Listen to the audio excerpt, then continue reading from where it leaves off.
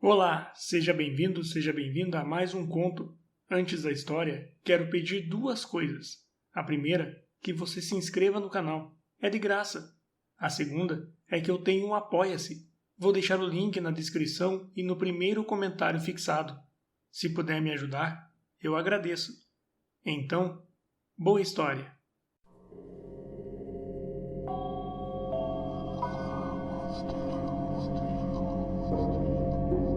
A Queda da Casa de Usher, de Edgar Allan Poe, publicada em 1839. Ao longo de um letárgico, sombrio e silencioso dia de outono, quando as nuvens pairavam baixas e opressoras no céu, percorri sozinho a cavalo uma área particularmente desolada da região e, por fim, envolta nas sombras crepusculares que se avizinhavam, avistei ao longe a melancólica casa de Usher. Não sei explicar, mas, à primeira vista da construção, um insuportável sentimento de angústia invadiu minha alma. Digo insuportável, pois tal impressão não encontrava consolo em nenhum sentimento prazeroso, porque poético, com que a mente a miúde, acolhe até mesmo as mais cruéis imagens de desolação e terror. Contemplei o panorama que tinha diante de mim, a casa em si e a paisagem simples ao seu redor, suas paredes soturnas, suas janelas com vãos que pareciam olhos, seus juncos esparsos, seus esbranquiçados troncos de árvores anêmicas, com o espírito conturbado, com uma sensação que não posso comparar a nenhuma outra, senão ao despertar que interrompe um sonho de ópio, o amargo regresso à vida cotidiana, o medonho cair do véu. Fui tomado por um frio na alma, uma vertigem, uma náusea profunda, um desânimo mental irredimível que nenhum estímulo da imaginação poderia instigar ao sublime. Parei para refletir. O que? O que me perturbava tanto ao contemplar a casa de Usher?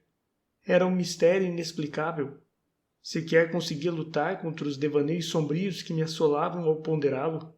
Fui obrigado a me contentar com a conclusão insatisfatória de que, embora, sem dúvida, existam combinações de objetos naturais prosaicos capazes de nos afetar dessa forma, não obstante a análise deste poder, jaz muito além de nossa compreensão.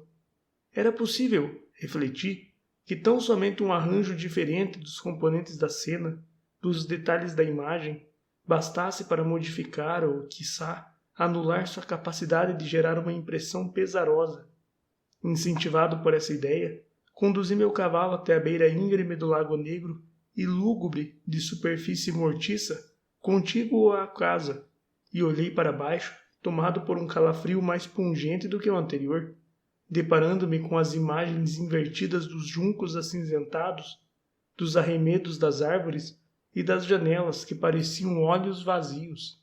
No entanto, era nesta mansão sombria que eu agora me propunha a passar algumas semanas.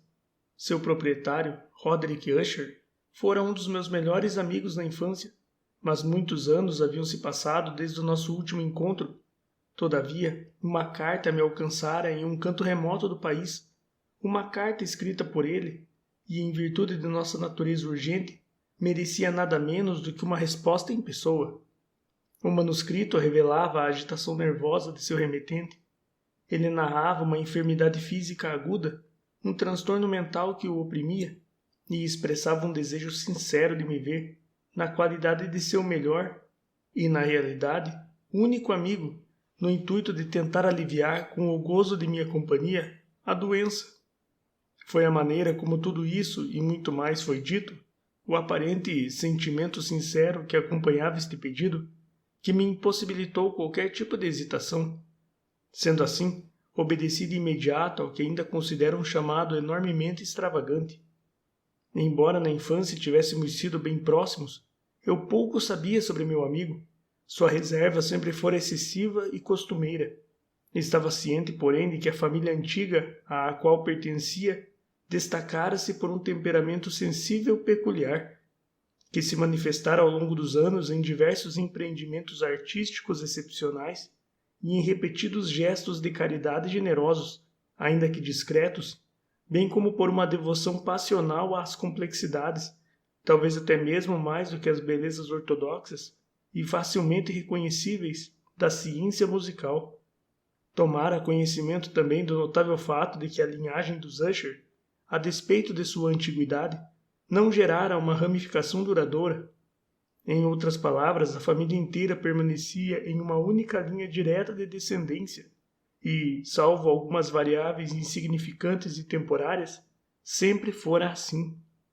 Foi essa deficiência?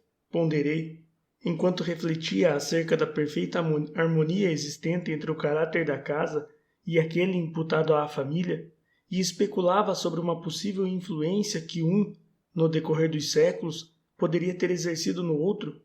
Foi essa deficiência, talvez, de progênie colateral e a consequente transmissão invariável de pai para filho, do patrimônio ao nome, que, por fim, acabou por gerar tamanha identificação de um com o outro, a ponto de fundir o nome original da propriedade na denominação antiquada e ambígua de Casa de Usher, denominação que parecia abarcar na mente dos aldeões que a empregavam tanto a família quanto a mansão. Como disse, o único efeito de meu ingênuo experimento de contemplar a paisagem invertida no lago foi a intensificação de minha primeira impressão singular. Sem dúvida, a consciência de um crescimento sensível da superstição, por que não tratar como tal, que eu sentia serviu sobretudo para acentuá-la. Essa, sei bem, é a lei paradoxal de todos os sentimentos alicerçados no terror. E talvez tenha sido apenas por esse motivo que, quando tornei a erguer os olhos da imagem no lago, para a casa em si, minha mente foi tomada por um estranho devaneio, tão ridículo que só o menciono para ilustrar a pungência das sensações que me oprimiam. Eu dera tamanha força à minha imaginação que chegara de fato a crer que a mansão e todo o entorno estavam envoltos em uma atmosfera bastante peculiar, uma atmosfera que não guardava afinidade alguma com o ar celestial, mas que exalava fétida das árvores decompostas, das paredes cinzentas e do lago silencioso, um vapor pestilento e místico, denso, inerte, quase imperceptível e plúmbeo. Espantado de meu espírito, o que deveria ser uma ilusão, perscrutei com renovada minúcia o aspecto real da construção. Sua característica principal parecia ser uma excessiva antiguidade. A descoloração que o tempo lhe impusera era extrema. Minúsculos fungos revestiam todo o exterior, pendendo das calhas em um emaranhado diáfano como teias de aranha. Não obstante, não haviam sinais anômalos de dilapidação. A alvenaria permanecia intacta e parecia haver uma fantástica incoerência entre o perfeito estado de assentamento das partes e a desintegração individual das pedras. Isso me fez recordar a inteireza enganosa de antigos trabalhos em madeira, que apodrecem esquecidos em porões, sem sofrer o desgaste do ar externo.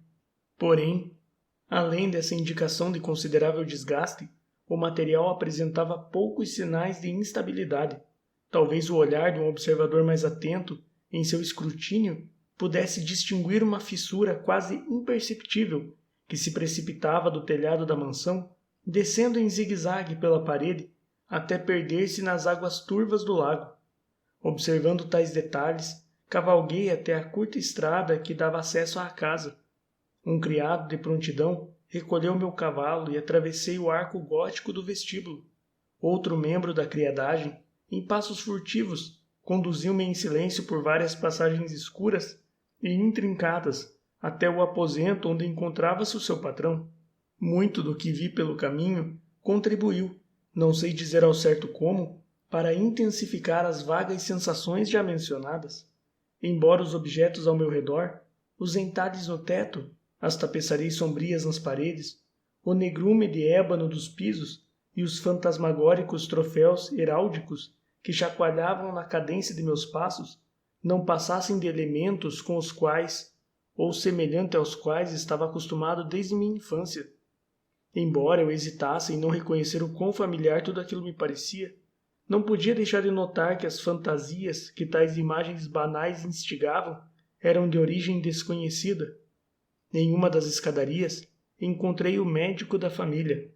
Em seu rosto, julguei perceber um amálgama de astúcia, embusteira e perplexidade.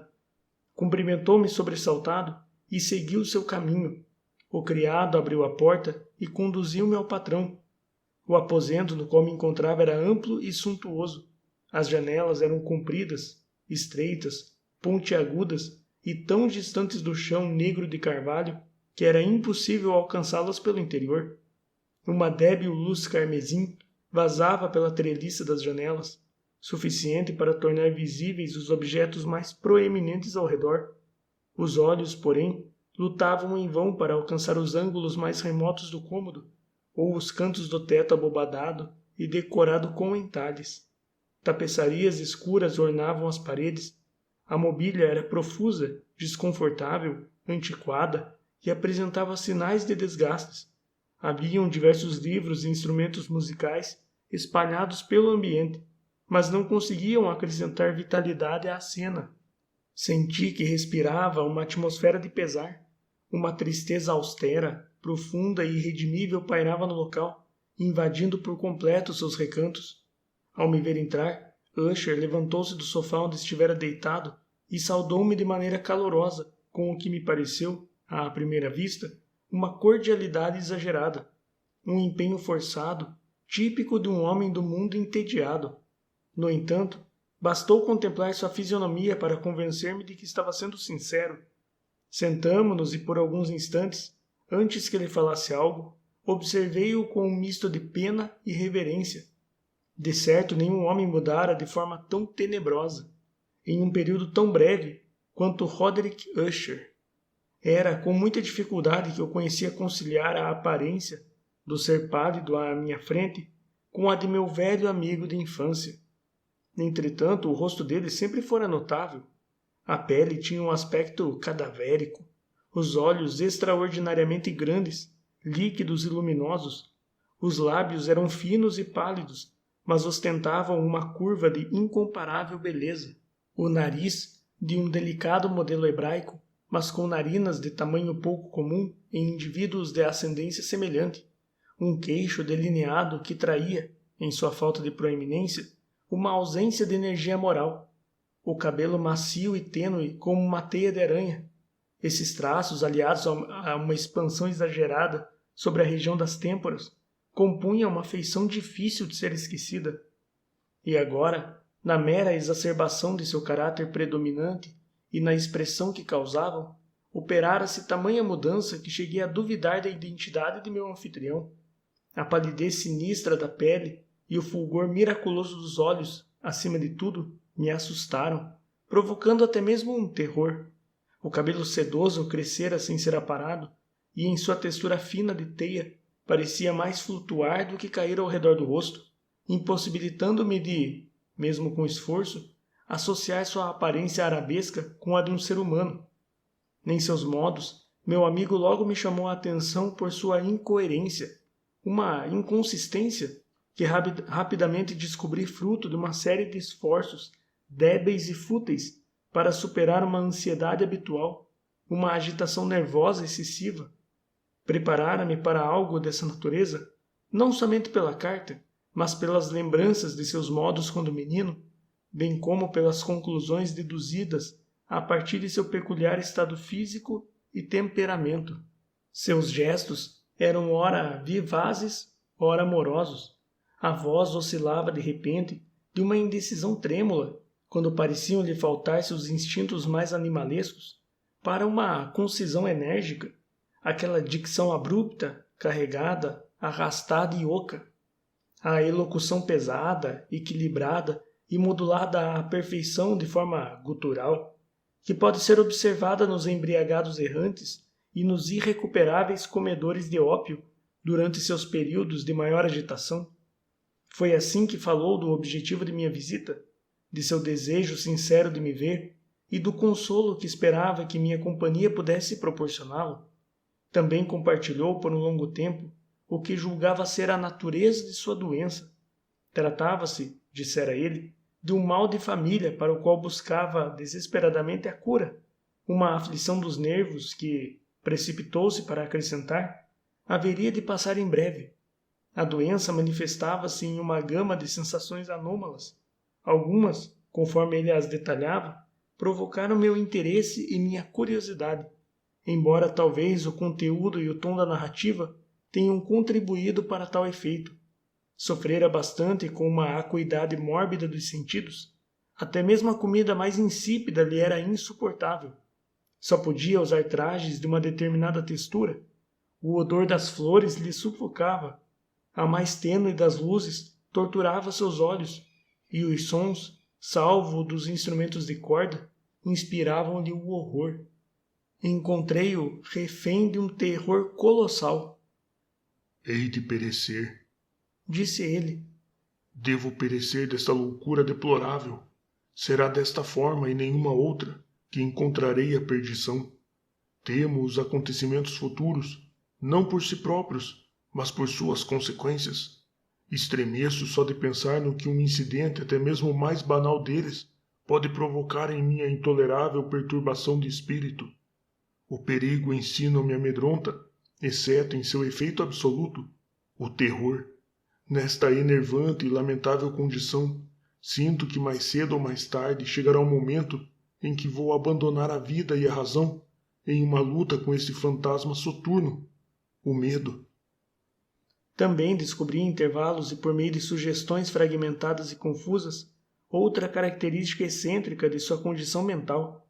Deixara-se influenciar por certas impressões supersticiosas acerca da própria casa, de onde por muitos anos não ousara sair, graças a uma influência cuja força espúria me foi transmitida em termos demasiado obscuros para ser repetida aqui, uma influência provocada por algumas peculiaridades na forma e na substância da mansão familiar, que por força de um longo sofrimento, disse ele, tomará conta de seu espírito, um efeito que a composição das paredes, dos torreões cinzentos e do largo turvo onde a mansão se refletia, havia por fim incutido no ânimo de sua existência. No entanto, ele admitiu, embora hesitante, que muito da peculiar prostração que tanto o afligia tinha uma origem mais natural e sem dúvida mais palpável.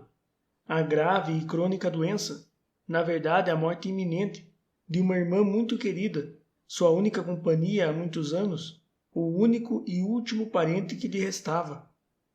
A morte dela, disse ele, já tão desenganado e frágil, com um amargor que não posso esquecer, me tornaria o último da antiga linhagem dos Usher. Enquanto Roderick falava, Lady Madeline, assim se chamava a irmã, atravessou vagarosa por um canto remoto do aposento e, sem notar minha presença, desapareceu. Contemplei-a com uma perplexidade não desprovida de pavor. Contudo, não consegui compreender a raiz de meus sentimentos. Uma sensação de estupor me oprimia, enquanto meus olhos acompanharam os passos se distanciando. Quando por fim se retirou e fechou a porta, busquei depressa, por instinto, o semblante de seu irmão, mas ele enterrara o rosto nas mãos e pude notar tão somente que uma palidez ainda mais acentuada se espalhara por seus dedos emaciados, por onde escorriam lágrimas dolentes. A doença de Lady Madeline há muito intrigava os médicos.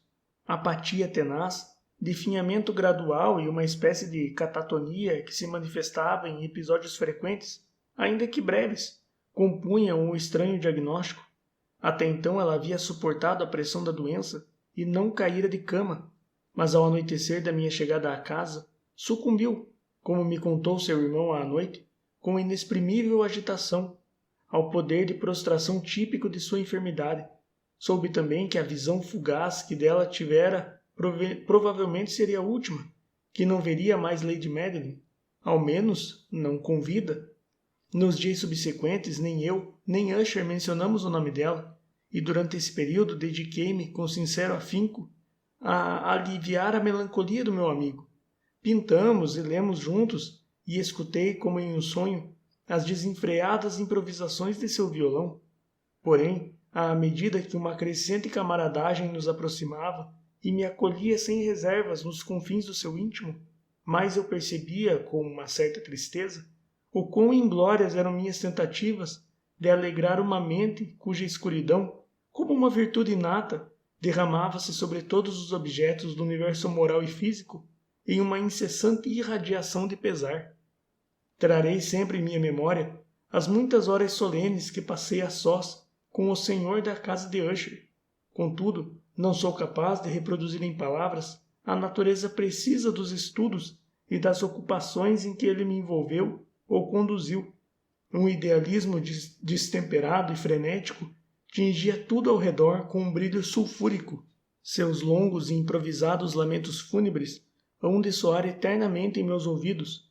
Recordo, entre outras, da última valsa de von Weber, sobre a qual ele imprimiu perversão e amplificação extravagantes, das pinturas sobre as quais debruçava sua elaborada fantasia e que a cada toque de pincel tornavam-se mais e mais vagas, me dando calafrios ainda mais intensos por não entender sua origem.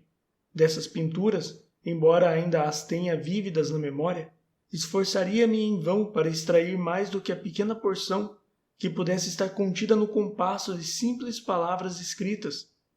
Em virtude de sua extrema simplicidade, da penúria de seus desenhos, ele capturava a atenção de quem as contemplava, intimidando-o.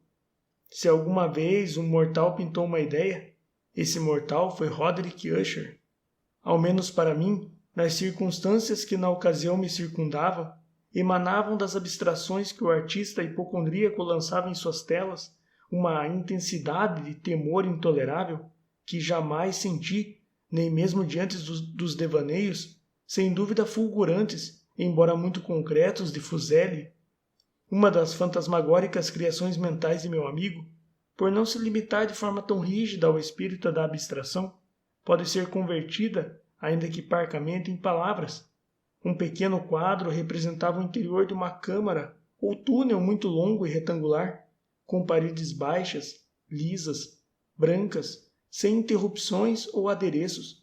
Alguns componentes do desenho serviam para transmitir a ideia de que o local retratado se encontrava em uma profundidade extrema da superfície da terra. Não era possível distinguir qualquer saída em nenhuma parte de sua vasta extensão, bem como não se via tocha alguma ou qualquer outra fonte artificial de luz. Contudo, raios fulgurantes inundavam toda a cena, banhando a imagem em um esplendor macabro e inoportuno. Mencionei, há pouco, o mórbido comprometimento do nervo auditório que tornava qualquer música intolerável ao meu amigo, com a exceção de determinados efeitos produzidos pelos instrumentos de corda. É possível que os limites estreitos que assim o confinaram ao violão tenham dado origem, em grande medida, ao caráter fantástico de suas interpretações. Não encontrei, no entanto, uma explicação semelhante para a ardente facilidade com que realizava seus improvisos. Tanto as notas quanto as palavras de seus tresloucados desvarios, pois ele, não raro, se fazia acompanhar com improvisações verbais rimadas, pareciam resultar da intensa contenção e concentração mental às quais já me referi, como evidentes apenas em momentos específicos de profunda excitação. Recordo-me perfeitamente de uma dessas rapsódias. Talvez tenha me impressionado mais com ela, tal como me foi apresentada, porque em sua natureza implícita ou mística, julguei perceber pela primeira vez uma total consciência da parte de Usher da fragilidade de sua razão. Os versos, intitulados O Palácio Assombrado, eram mais ou menos, se não precisamente, assim. Em nosso mais verde vale, habitado por anjos do bem, um palácio imponente e fulgurante despontava no além.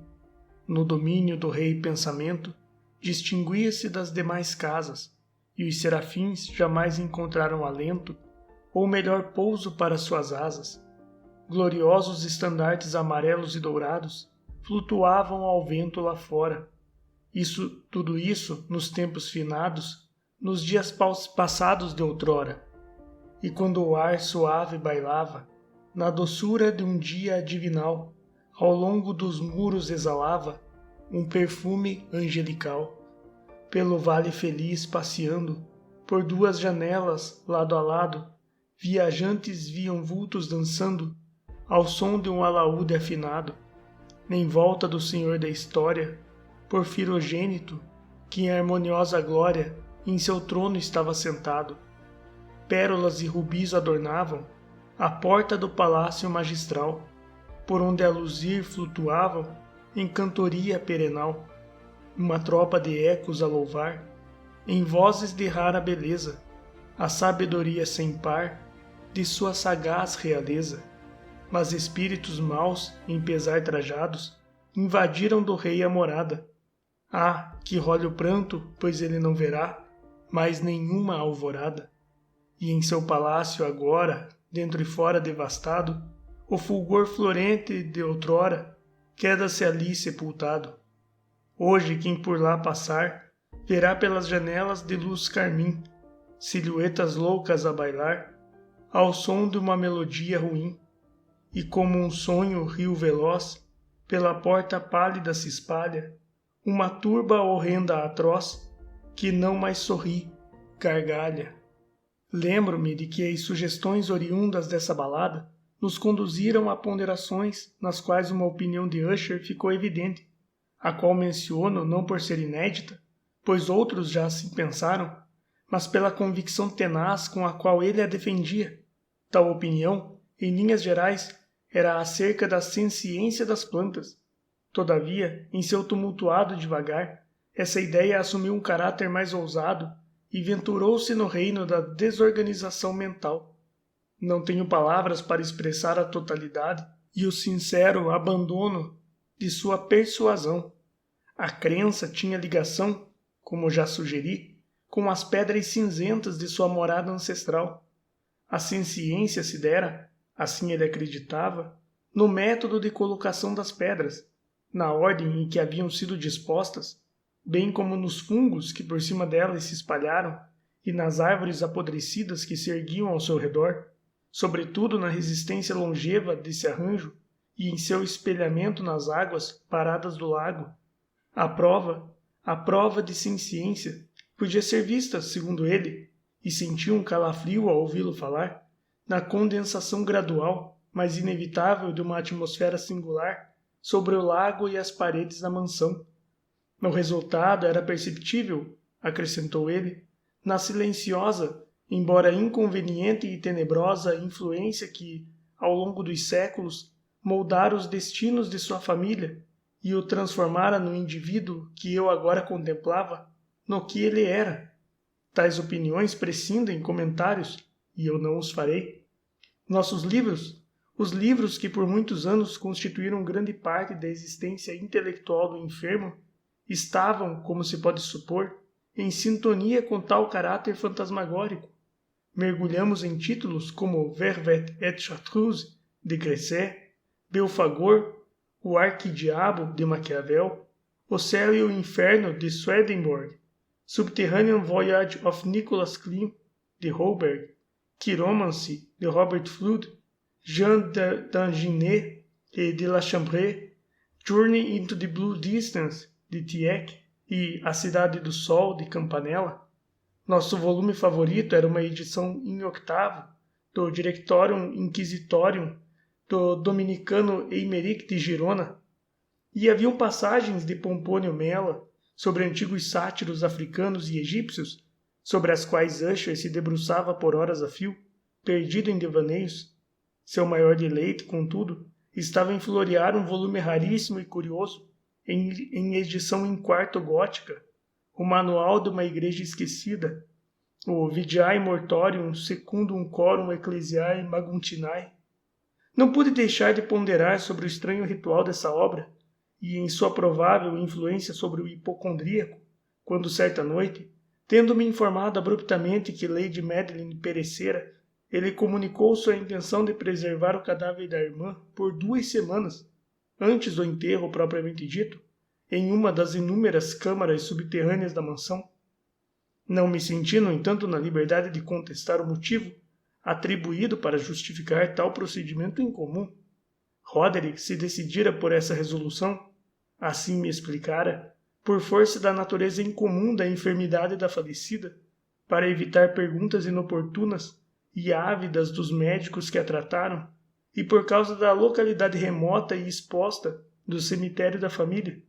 Confesso que ao recordar o semblante sinistro do sujeito, que encontrei na escadaria no dia em que cheguei à mansão, não desejei me opor ao que julguei ser uma precaução inofensiva e de modo algum anormal. A pedido de Usher, auxiliei-o pessoalmente nos preparativos para o sepultamento temporário.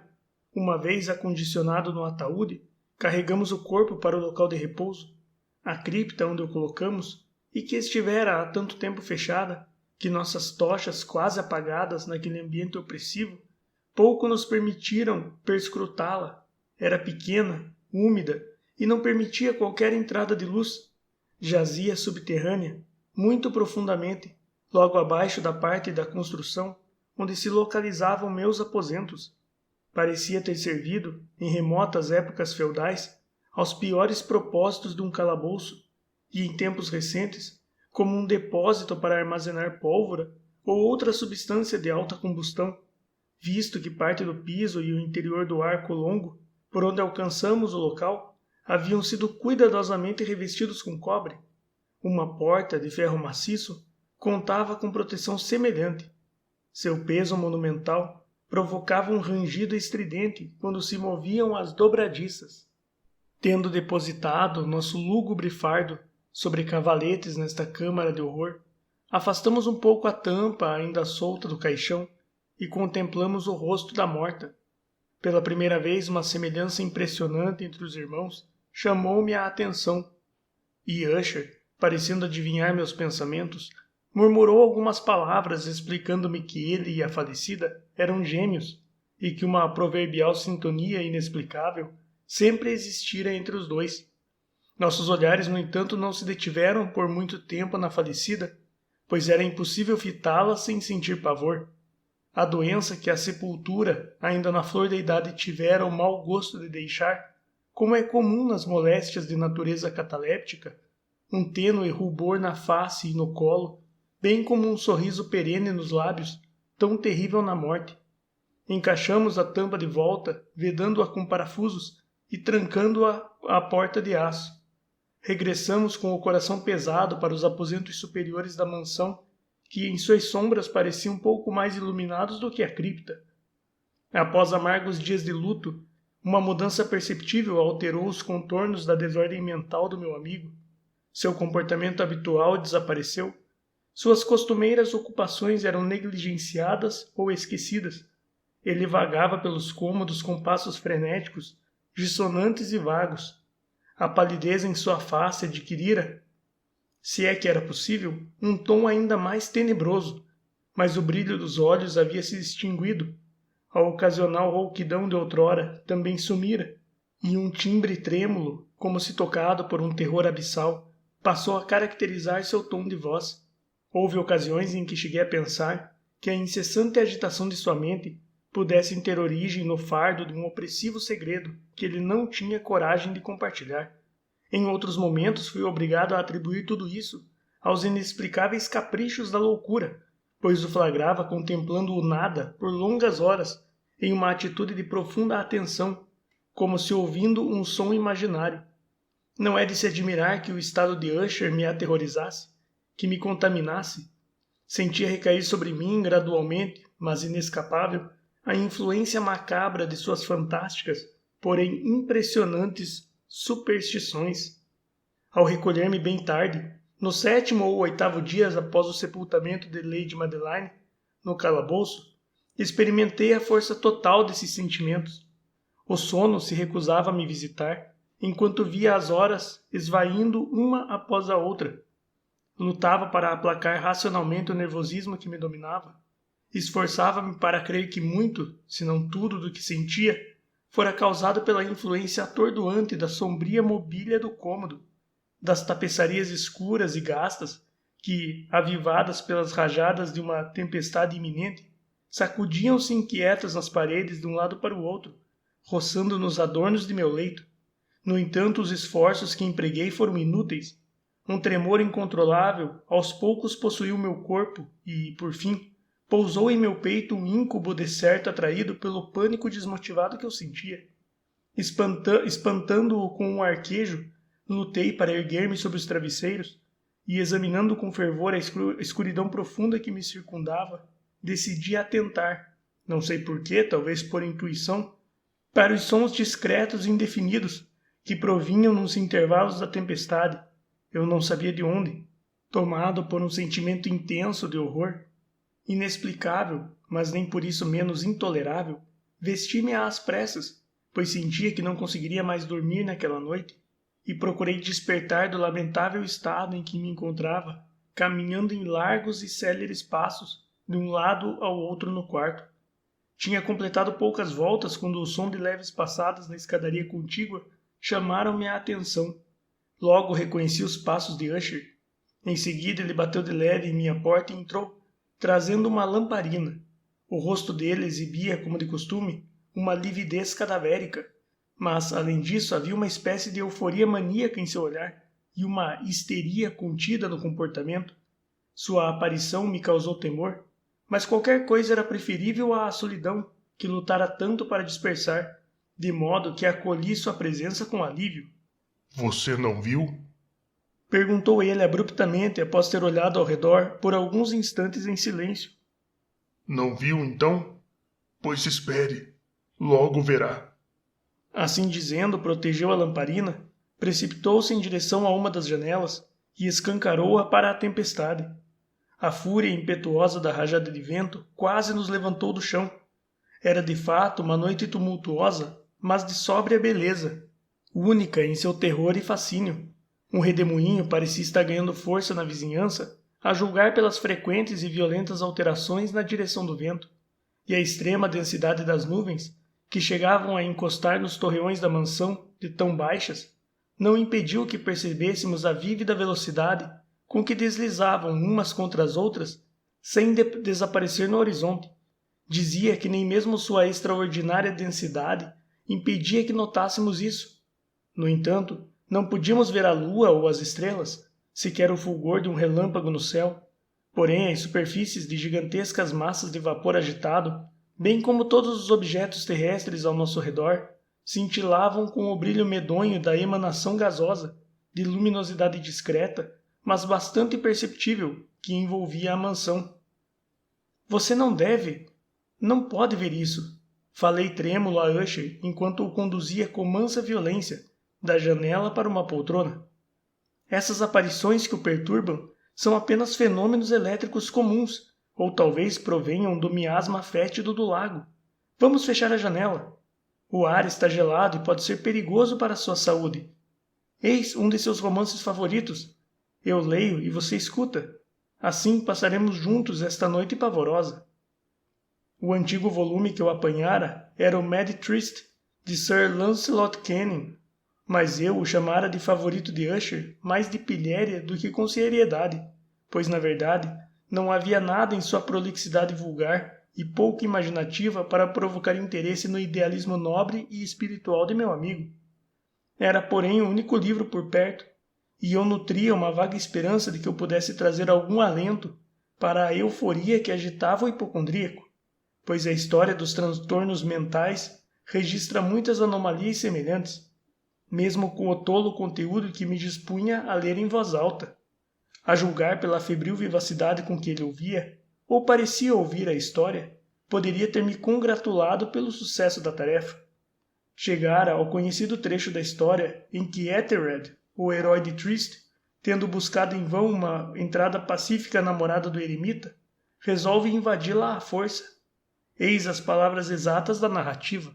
E Ethelred, que tinha um coração valente e ganhara ainda mais vigor graças ao vinho que tomara, desistira de ponderar com o eremita que, de fato, era um homem mau e obstinado. Sentindo a chuva descer pelos ombros e temendo a tempestade vindoura, erguera a massa e, golpeando a porta, abrira espaço suficiente para sua mão envolta pela manopla. Com vigorosos empurrões, rachou, despedaçou, pondo tudo abaixo, e o barulho seco e oco da madeira reverberou por toda a floresta. Ao fim dessa sentença, sobressaltei-me e, por um momento, pausei. Tive a impressão, embora tenha de imediato concluído que fora enganado por meu agitado estado de nervos, a impressão de que, vindo de algum canto remoto da mansão, chegara aos meus ouvidos em um ruído quase imperceptível, o que me parecia ser com exatidão o eco, ainda que abafado e impreciso, do exato som de destruição descrito em detalhes por Sir Lancelot. Fora, sem dúvida, a coincidência em si que me chamara a atenção, pois, entre o ruído nos caixilhos da janela e os sons característicos da tempestade que rufava lá fora, o som de certo não tinha nada para me causar medo ou interesse. Continuei a leitura.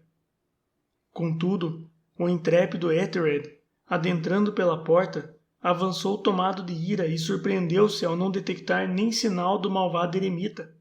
Porém, em seu lugar, um dragão escamoso de admirável porte, com a língua em labaredas, montava a guarda diante de um palácio de ouro e piso de prata, e na parede lia-se inscrito em um reluzente escudo de bronze: quem até aqui chegou conquistou o seu direito.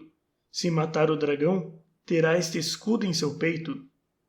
E Ethelred levantou a massa, descendo-a pesada na cabeça do dragão, que tombou à sua frente, exalando um hálito pestilento ao emitir um guincho tão horripilante que o homem precisou tapar os ouvidos com as mãos para proteger-se do tenebroso som, estridente como jamais ouvira antes. Neste momento fiz outra pausa abrupta, tomado por um profundo espanto, pois não havia dúvida alguma de que, desta vez, eu de fato ouvira, embora não pudesse precisar de que direção, um som abafado e aparentemente longínquo, mas forte e demorado, semelhante a um grito ou rangido estranho, uma reprodução exata do que fantasiara ser o guincho estridente e sobrenatural do dragão, tal como descrito pelo romancista. Embora oprimido, como de certo estava, perante essa segunda e ainda mais extraordinária coincidência, por uma miríade de sensações conflitantes, nas quais predominavam assombro e terror absoluto, ainda tive suficiente presença de espírito para evitar despertar, com alguma observação, os sensíveis nervos de Roderick. Não tinha certeza de que ele notara os sons em questão, embora certamente uma curiosa alteração tivesse ocorrido nos minutos precedentes em seu comportamento. Ele, que estava posicionado à minha frente, aos poucos trouxera a poltrona para o meu lado, de modo a ficar de frente para a porta do aposento. Assim podia perceber apenas de soslaio seu semblante, embora visse que os lábios dele tremiam como se em um murmúrio inaudível. A cabeça pendia sobre o peito, mas eu sabia que não estava dormindo, pois percebera de relance que seus olhos grandes e fixos permaneciam abertos. Os movimentos de seu corpo também traíam a impressão de sono, pois ele os sacudia de um lado para o outro em um balanço suave, mas constante e uniforme. Certificando-me de tudo isso, retomei a narrativa de Sir Lancelot, que prosseguia assim. E o herói, tendo escapado da terrível fúria do dragão, recordando do escudo de bronze e do fim do feitiço que nele pairara, removeu a carcaça de seu caminho e aproximou-se corajoso do pavimento de prata do castelo, onde o escudo jazia na parede. Este, porém, não aguardou a chegada dele, caindo aos seus pés sobre o piso de prata, com o ressonante e assombroso estrondo. Mal pronunciara tais palavras, quando, como se um escudo de bronze tivesse de fato despencado naquele momento em um piso de prata, distingui uma reverberação oca, metálica e gritante, ainda que um tanto abafada. Atemorizado, levantei-me em um susto, mas Usher continuou seu estranho movimento pendular, sem dar indícios de temor. Corri até a poltrona onde ele estava sentado, mantinha os olhos fixos na porta e o rosto fora tomado por uma pétrea rigidez. No entanto, quando apoiei a mão em seu ombro, seu corpo todo estremeceu. Um sorriso doentio tremulou nos lábios. Notei que se exprimia em murmúrios apressados e incoerentes, como se alheio à minha presença. Curvando-me para chegar mais perto dele, por fim compreendi o macabro significado de suas palavras. Não escuta? Sim, escuto. Já escutei outras vezes. Há tanto tempo, muitos minutos, horas. Há dias que escuto, mas não ousei. Ah, tenha piedade de mim, pobre desgraçado que sou. Não tive coragem de falar. Nós a trancamos viva no caixão. Não disse que tem os sentidos apurados? Digo-lhe que ouvi seus primeiros movimentos no esquife. Ouvi há vários dias. Mesmo assim, não tive coragem. Não ousei falar. E agora, essa noite, Ethelred, o arrombamento da porta do eremita, o uivo da morte do dragão, o estrondo do escudo tombado, na verdade o caixão sendo aberto, as dobradiças da porta de aço do calabouço rangendo, seu desespero para se libertar da prisão. Ah, para onde poderei fugir? Não estará logo aqui conosco? Não se aproxima em passos ligeiros para censurar-me por minha pressa? Não são os passos dela que ouço agora na escada? Esse som pesado e horrível não seria seu coração pulsante? Louco! Gritou ele, erguendo-se da poltrona, e bradou estas palavras como se a alma se desprendesse pela boca. Louco! Saiba que ela agora está aqui à porta! Como se a energia sobre-humana dessa fala trouxesse consigo a potência de um encantamento, a imensa porta decrépita para a qual ele apontava começou a abrir bem devagar, naquele exato momento. Sua vetusta bocarra de ébano era a consequência de uma rajada tempestuosa de vento, mas, parada à porta agora aberta, de fato, estava o vulto eminente e amortalhado de Lady Madeline Usher. Havia sangue nas vestes brancas e sinais de luta desesperada em toda a sua emaciada figura. Por um instante permaneceu trêmula, oscilando na soleira da porta. Então, com um lamento pungente, caiu pesada sobre o irmão e, em sua violenta e derradeira agonia de morte, derrubou-o no chão, já morto, vítima dos terrores que antecipara. Fugia aterrorizado daquele cômodo e daquela casa. A tempestade ainda desaguava sua ira lá fora, quando cruzei o arco da mansão. De súbito, uma luz intensa banhou meu caminho e me virei para ver de onde um clarão tão insólito poderia ter vindo, pois a imensa casa estava coberta de sombras. O brilho era da lua cheia, tingida de vermelho sangue, luzindo radiante pela fissura quase imperceptível, a qual já mencionei, que descia do teto da mansão em zigue-zague até seus alicerces. Diante de meus olhos, a fissura se alargou rapidamente, penetrada por um tufão violento, e pude ver a lua irrompendo repentinamente. Minha cabeça girava enquanto via as imponentes paredes desabarem. Ouviu-se um rumor de gritos tumultuados, como a voz de 1000 quedas d'água, e o lago profundo e gélido aos meus pés engoliu, pesado e silencioso, as ruínas da casa de Usher.